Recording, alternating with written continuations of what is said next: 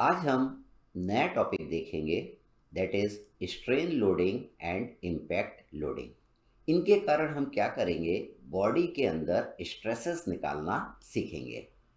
तो इस टॉपिक में हम क्या क्या टॉपिक कवर करेंगे, पहले इंट्रोडक्शन देखेंगे, रिसाइलेंस देखेंगे, प्रूफ रिसाइलेंस देखेंगे, मॉडलेस ऑफ रिसाइलेंस देखेंगे, strain energy store in a body when the load is applied gradually देखेंगे, when the load is applied suddenly देखेंगे। फिर हम देखेंगे strain energy store in a body when the load is applied with impact. फिर हम देखेंगे strain energy store in a body due to shear stress. फिर देखेंगे strain energy store in a body due to torsion. और last में देखेंगे strain energy store in a body due to bending. तो इस टॉपिक में ये सारी चीज़ें हम लोग कवर करेंगे एक एक करके, और हर एक उस पर हम प्रॉब्लम भी करेंगे। तो पहले अपन समझते हैं कि स्ट्रेन एनर्जी क्या होती है और वो किस तरीके से बॉडी के अंदर स्टोर होती है। देखिए, whenever a body is strained, the energy is absorbed in the body. The energy which is absorbed in the body due to straining effect is known as strain energy. देखिए, मान लीजिए आपकी ये बॉडी है, इस बॉडी पे एक force लग रहा है। जब आपने इस पे फोर्स लगाया तो इसमें क्या होगा, स्ट्रेन होगा, इसमें चेंज इन लेंथ होगा।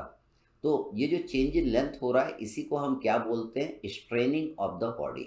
हम जानते हैं स्ट्रेन क्या होता है, change in length upon original length. तो इस स्ट्रेनिंग के कारण इस बॉडी के अंदर जो स्ट्रेन एनर्जी स्टोर होती है उसी को हम क्या बोलते हैं, स्ट्रेन एनर्जी हम कहते हैं। देखिए, ज़रूरी नहीं कि बॉडी आपकी लंबी हो तभी स्ट्रेन एनर्जी स्टोर होगी। अगर बॉडी आपकी छोटी हो रही है, आप फोर्स लगा रहे हो, वो छोटी हो गई, तब भी क्या होगा, उसके अंदर स्ट्रेन एनर्जी स्टोर हो जाएगी।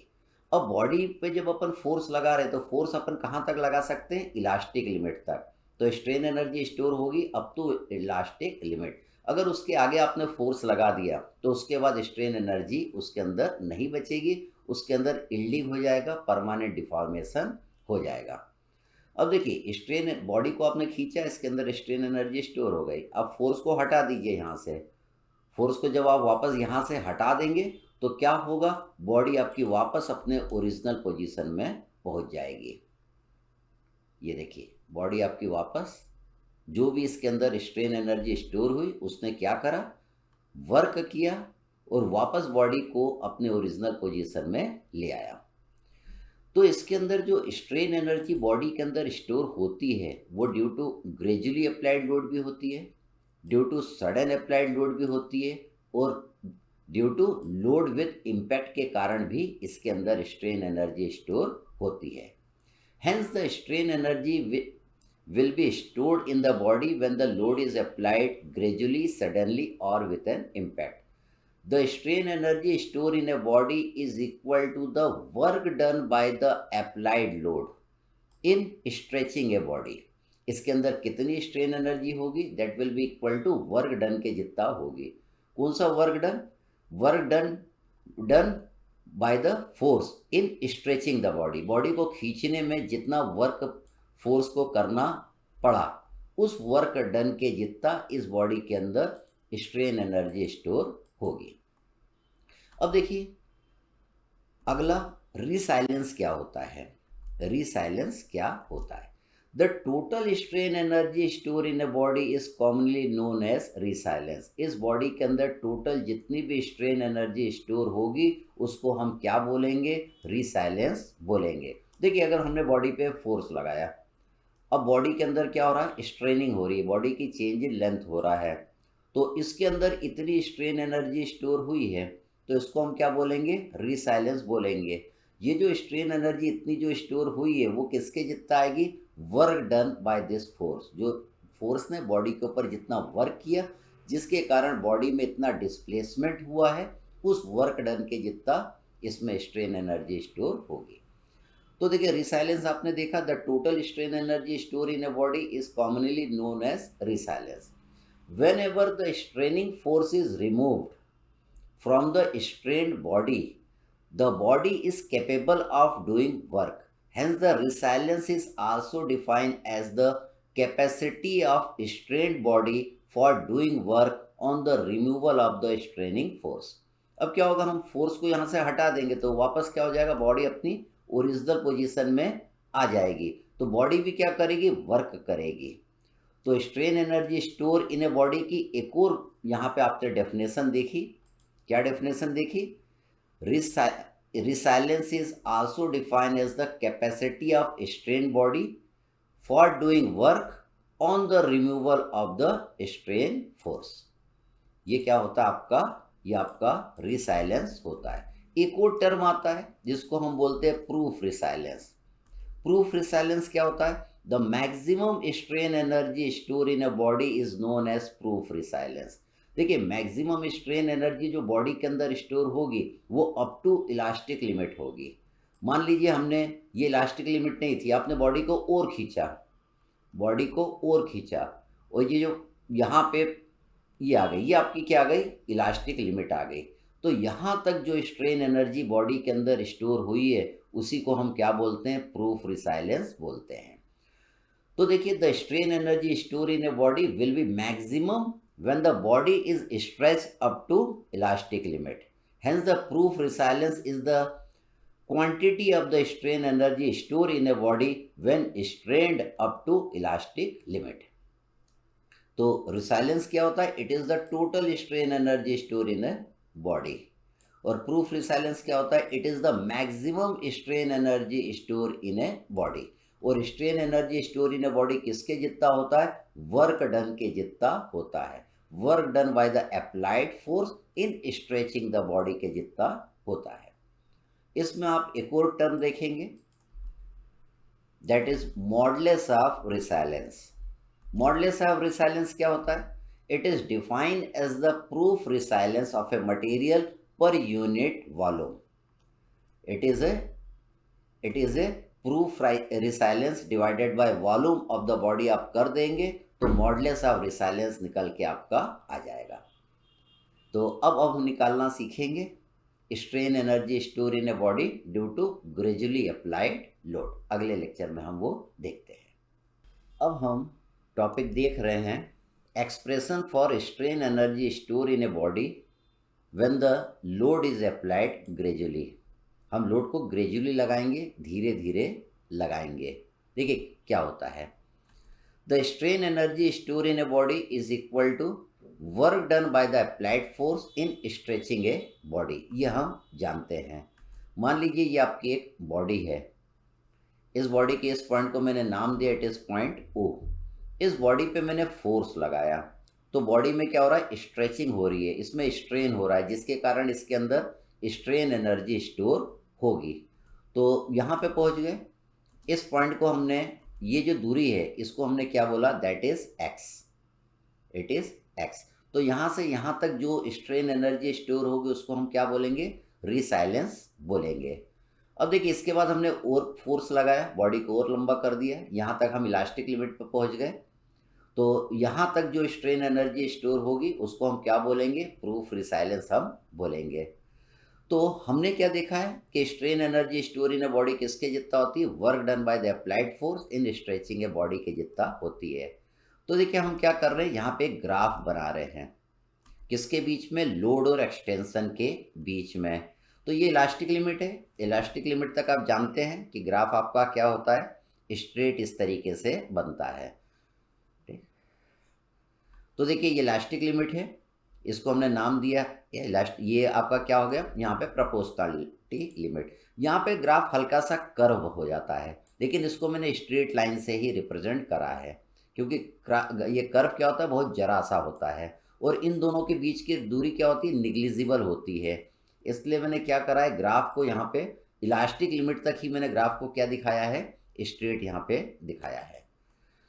तो देखिए हम जानते हैं, क्या जानते हैं, total strain energy store in a body is equal to work done. अगर आपको वर्क डन निकालना है तो हमको area under load extension curve निकालना रहेगा, वो वर्क डन के जितना आ जाएगा।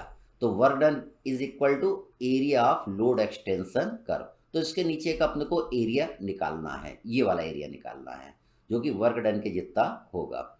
इस पॉइंट को हमने नाम दे दिया, दैट इज एन।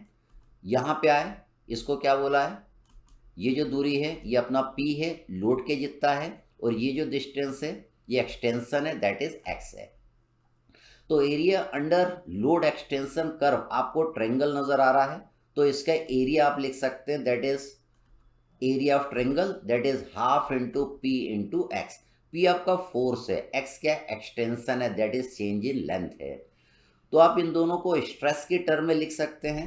आप पी को क्या लिख सकते हैं, that is stress into area, और चेंज इन लेंथ आप जानते हैं, that is strain into length होता है। Change in length that is equal to strain into length होता है, ये आप पहले पढ़ चुके हैं। अब स्ट्रेन को भी आप स्ट्रेस के टर्म में लिख सकते हैं। आप लिखेंगे that is strain is equal to stress divided by E, आपने कर दिया। तो यहाँ पे स्ट्रेस और स्ट्रेस का मल्टीप्लाई कर देंगे तो स्ट्रेस स्क्वायर आ जाएगा, ई इंटू एल का भी अपन मल्टीप्लाई कर देंगे। तो देखिए इसको मैंने लिख दिया stress square into E into L. तो ए इंटू एल क्या हो जाएगा, वॉल्यूम ऑफ दिस बॉडी के जितना आ जाएगा।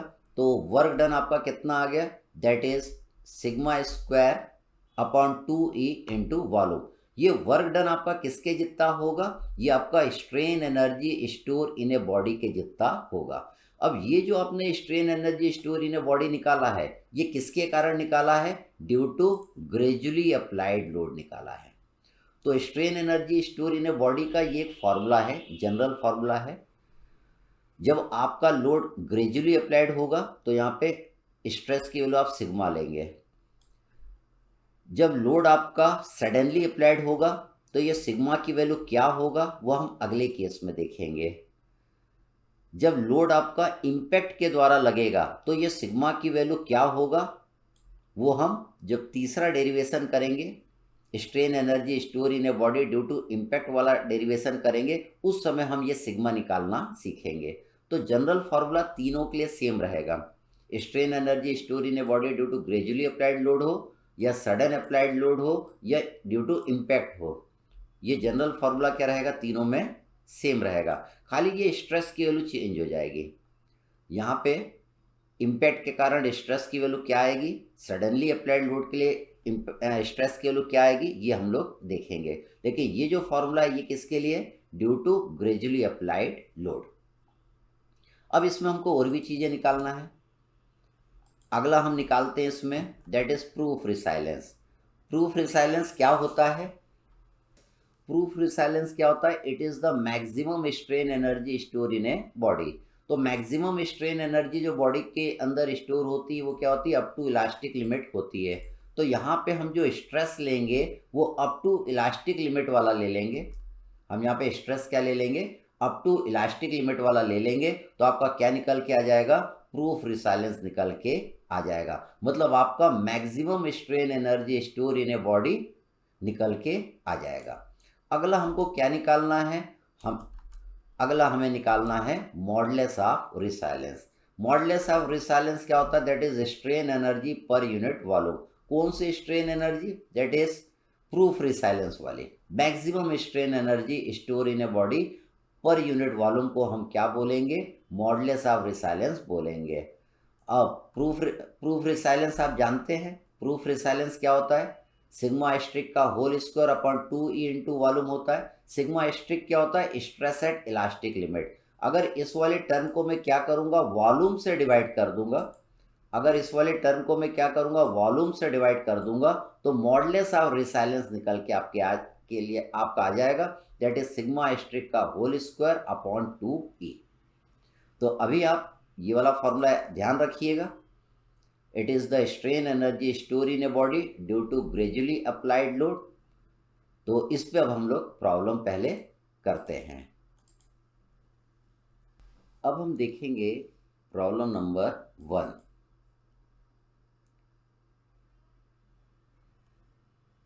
आप लोग पहले इसको खुद से सॉल्व करने का प्रयास कीजिएगा, मैं सीधे सोल्यूशन पे आऊँगा।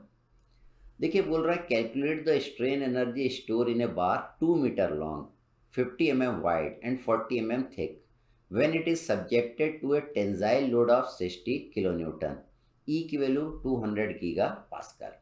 हमें स्ट्रेन एनर्जी निकालना है। हम जानते हैं कि स्ट्रेस क्या होता है, that is force per unit area.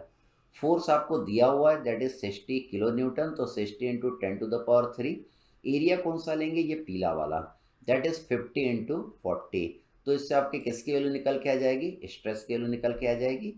हमें strain energy store in a body निकालना है। Strain energy store in a body का अभी अभी आपने ये डेरिवेशन देखा था, that is sigma square upon 2E into volume. Sigma आप निकाल चुके हैं, ई की वैल्यू गीगा पास्कल में दिया था, आपने न्यूटन पर एमएम स्क्वायर में पुट कर दिया। वॉल्यूम ऑफ दिस ब्लॉक निकालना है। वॉल्यूम कैसे निकालेंगे, लेंथ देखिए मीटर में दिया है, यहाँ पे 2000 mm पुट कर दिया, दैट इज विड्थ का, और थिकनेस का आपने इनटू कर दिया, तो वॉल्यूम आपका आ गया। इसको सॉल्व कर लेंगे तो you will get the strain energy store in a body. और ये जो स्ट्रेन एनर्जी है due to gradually applied load है, कुछ नहीं कहेगा, इसका मतलब लोड कैसा लग रहा है, ग्रेजुअली आपका लग रहा है। सडनली लगेगा तो बोलेगा सडनली लग रहा है। फिर से हम देखते हैं एक और प्रॉब्लम, प्रॉब्लम नंबर 2।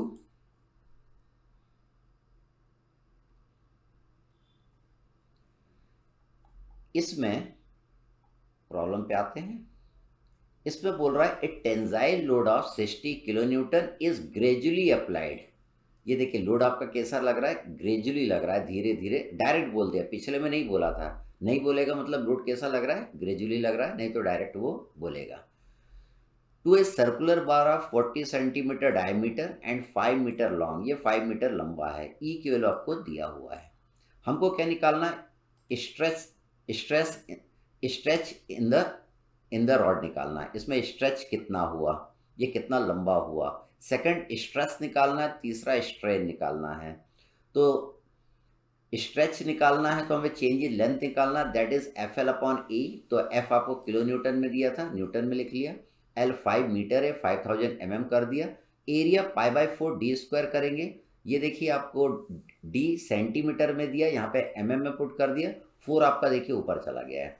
ई की वैल्यू आपको दिया हुआ है, न्यूटन पर mm स्क्वायर में पुट कर देंगे तो आपका स्ट्रेच आ जाएगा। स्ट्रेच कितना आएगा, 1.154 mm। सेकंड हमें स्ट्रेस निकालना है। स्ट्रेस क्या होता है, force per unit resisting area. तो एरिया आप जानते हैं π/4 डी स्क्वायर कर देंगे तो आपका स्ट्रेस भी आ जाएगा। तीसरा हमें strain energy absorb in a body निकालना है। तो strain energy due to gradually applied load आप फॉर्मूला जानते हैं, sigma square upon 2E into volume. Sigma आप निकाल चुके हैं, सिग्मा की वैल्यू आप यहाँ पे पुट कर देंगे तो you will get the strain energy store in a body due to gradually applied load आपका आ जाएगा। देखिए लोड आपका ग्रेजुअली अप्लाइड हो, सडन अप्लाइड हो, या आपका इम्पैक्ट के द्वारा हो, तो फॉर्मूला तो यही वाला यूज़ होगा, खाली किसकी वैल्यू चेंज हो जाएगी, ये स्ट्रेस की वैल्यू चेंज हो जाएगी। अब मैं आपको पहले डेरिवेशन बताऊंगा। Strain energy store in a body due to suddenly applied load.